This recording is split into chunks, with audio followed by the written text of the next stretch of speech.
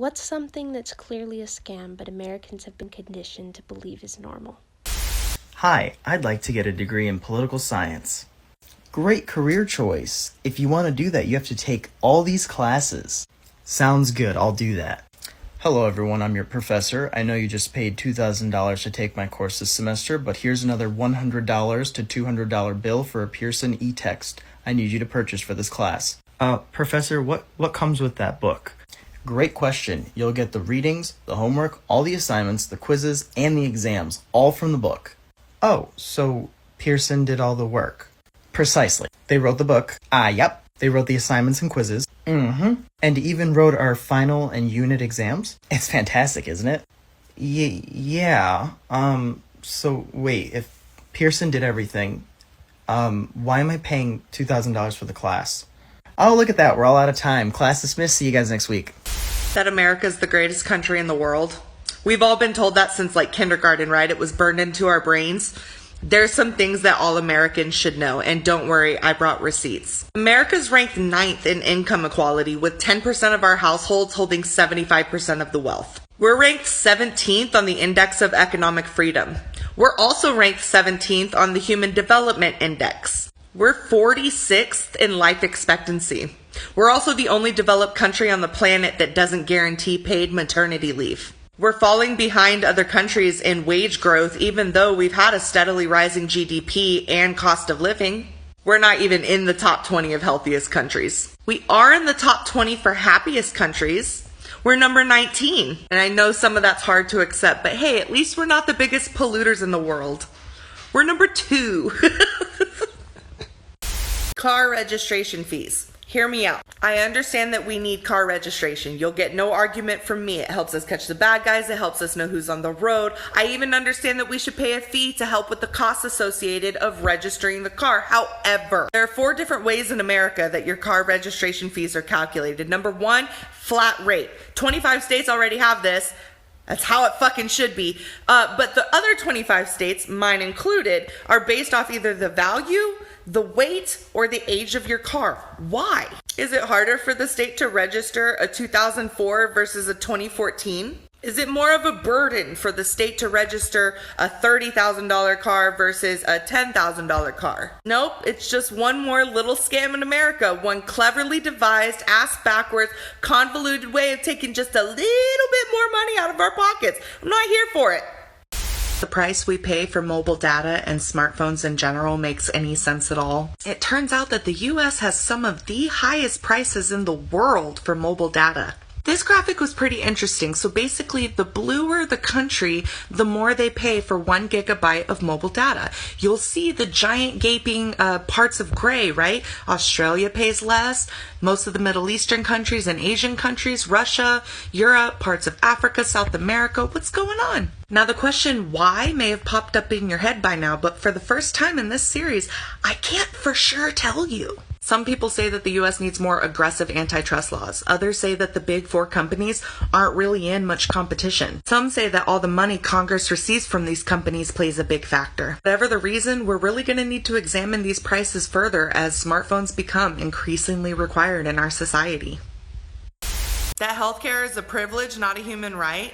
You may remember this from part 1, but I actually got a lot of kickback for that. So let's look at some facts. More than half the world's countries have some form of guaranteed specific right to healthcare written into their constitution. Of the 33 developed nations in the world, US is the only one that doesn't have universal healthcare. The concept of health as a human right has also been expressed in a lot of international treaties dating back to 1965. You can see those right here above. And again stated by the World Health Organization on Human Rights Day 2017. Here's the United Nations arguing for it earlier this year. And of course, the United Nations has a long history of arguing for healthcare as a human right. Here they are back in 1994. When it comes to healthcare as a human right, the United States is actually behind. Let's change that. That the minimum wage in America is not a big heaping pile of The federal minimum wage in America is $7.25. Some states went higher than that, other states did not. There's even a couple states that don't have a minimum wage. That's why we have a federal. But the federal hasn't changed since 2009. You know what has? The cost of living. But have you heard of a living wage? A living wage is defined as the bare minimum that you need to make hourly in order to meet your basic necessities: food, water, shelter, clothing. And one of the best schools in the country, MIT, actually created a living wage calculator. You can go and search your state and even your county to find out what the living wage is based on the cost of living there. Fun fact, only 3 states in the country actually have a minimum wage that meets the living wage if you're single.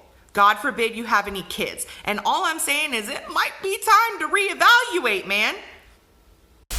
Gee, I don't know. How about the fact that employers get to choose how much vacation time you get? The U.S. is the only developed country in the... God, I'm so sick of saying... I'm sorry, I'm so sick of saying that. But the U.S. is the only developed country that does not have a mandatory minimum vacation time. Every person living in the EU gets a minimum vacation time of 20 paid days. There are some countries that even have a mandated 30 paid vacation days. Meanwhile, we're chilling in America like, oh, you know, we'll let the employers make the decision on this one. Like, that's not the biggest conflict of interest ever. And so now we live in a country where if you work 5 years for a company, you'll get an extra week off.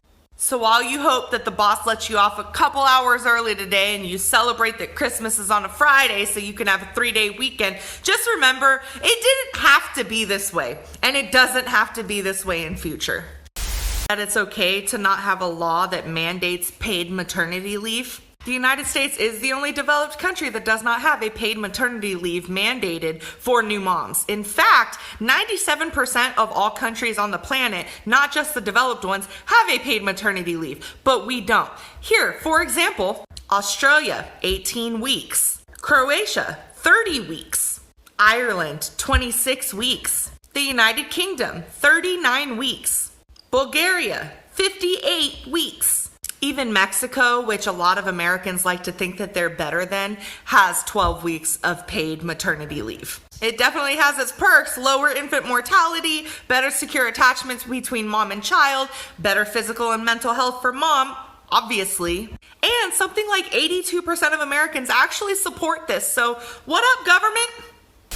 That paying $800 to $1,200 a month for childcare is normal? Surprise, Sade! We actually don't have the highest childcare costs in the world. We have the 3rd worst. Although our government has determined that more than 7% of your income going to childcare is unaffordable, more than 70% of families report spending more than 10% of their income. 63% of parents have reported making changes to their careers in order to meet their childcare needs, going from full-time to part-time or even leaving the workforce entirely.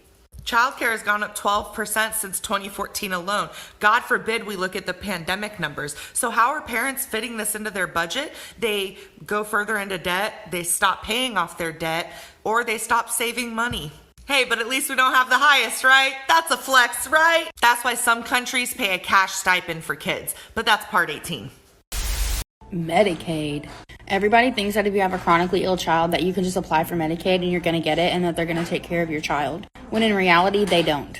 They get to dictate the type of care your child gets and where they get to get it. And even if your child needs care somewhere that you're not at, they have the ability to say, no, you can't get that care. And because you have Medicaid, the hospital cannot allow you to be self-pay unless the Medicaid actually denies their claim. And that could take anywhere from 1 to 3 months. The fact that Americans actually believe that our country is helping chronically ill children is a complete scam in itself.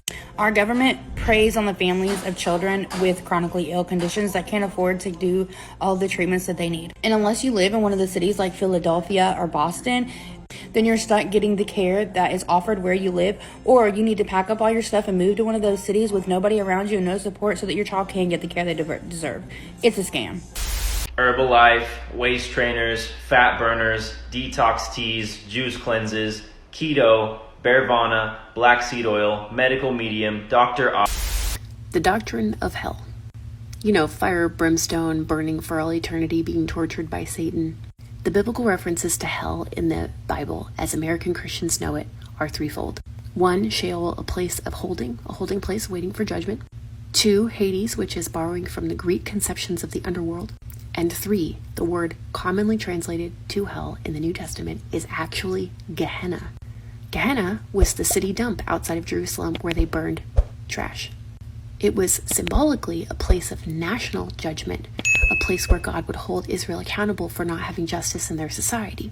When the Bible was translated into English in the Middle Ages, translators didn't think English-speaking people would know where Gehenna was, so they used the word hell, which just meant to cover, like farmers would hell their potatoes in the winter. So yes, the doctrine of hell is a scam and is used to terrify and control people into submission.